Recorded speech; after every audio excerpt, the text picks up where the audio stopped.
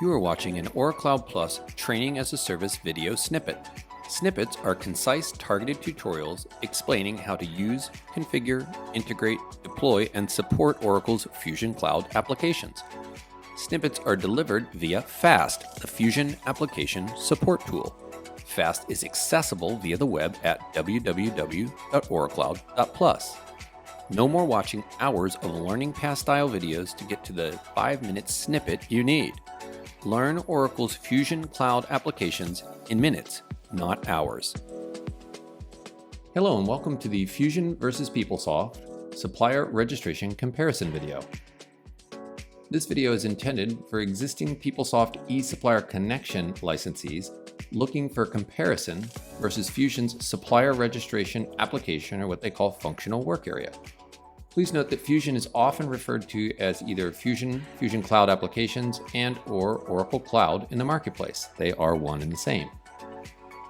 Okay, so this video highlights the differences between Fusion's supplier registration functionality and PeopleSoft's supplier registration functionality. Okay, so key comparison areas are as follows. First, procurement BU-specific reg portals. Second, bidder or supplier-specific reg portals. Third, promotion questionnaires. Fourth, ability to add business users. 5, ease of deployment. Okay, so first, BU-specific registration portals.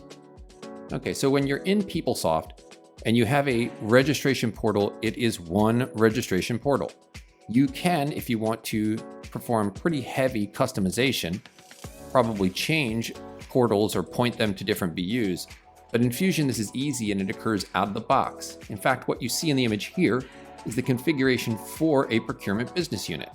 And you can see down in the right bottom of this image that there is a prospective supplier registration portal. And so that's prospective means bidder, or spend authorized supplier registration portal as well. So those come out of the box. One of the other advantages you get when you have BU-specific portals, besides the obvious of something like language, is you can ask separate questionnaires. You can have separate train stops. So maybe you show banking in the US, but you don't show banking in Italy. You could have separate workflow routings, and that could be different criteria. You could have a stepwise workflow process where the local registration of a supplier, let's say in Tokyo, where you need a certain reg ID number for your taxes, you would capture that and you would have an admin at that level, but still retain the ultimate approval of that registration transaction becoming a supplier at a more global level, let's say at headquarters. So you have separate workflow routings, and also just the fact that it works out of the box. You don't have to configure this. Workflow you would, but this comes exactly out of the box with 2 portals and BU specific. So second, bidder supplier specific portals. So you saw a little bit of that just now, but noting that the prospective portal is different than the spend authorized portal. So that's something else that's nice, and you have different flexibility to turn on and off different train stops for each portal, let alone for each of the portals within each different business unit.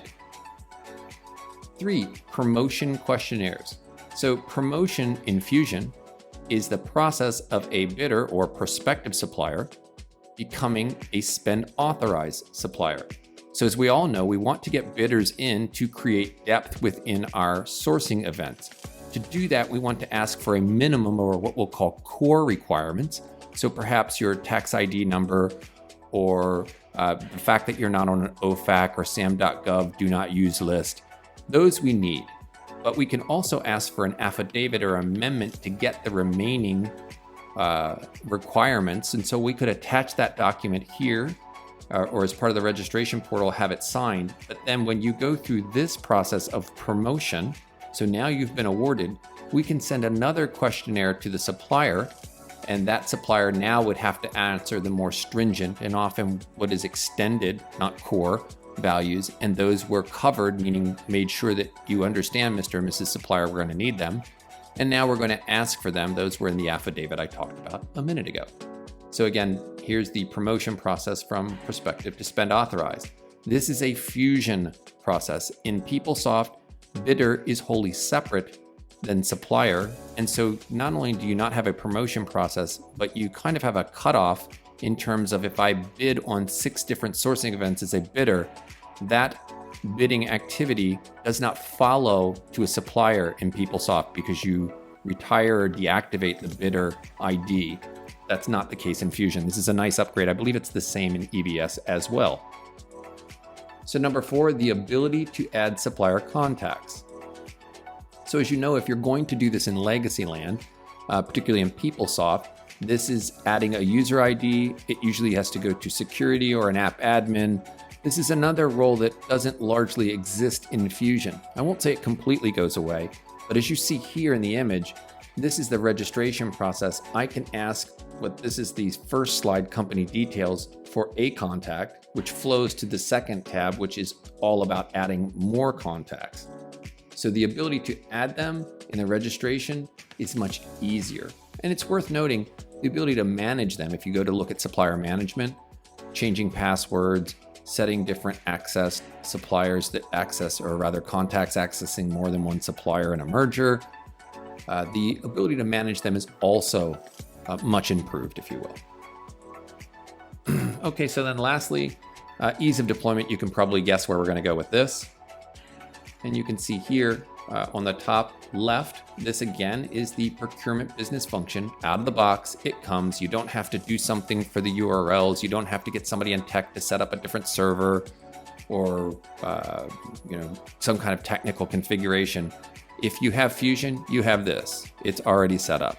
And furthermore, what you see on the bottom right is the ability to easily go in and tailor the train stops that are used, whether they're enabled, hidden, required, very easily in Fusion as opposed to legacy land being PeopleSoft, etc.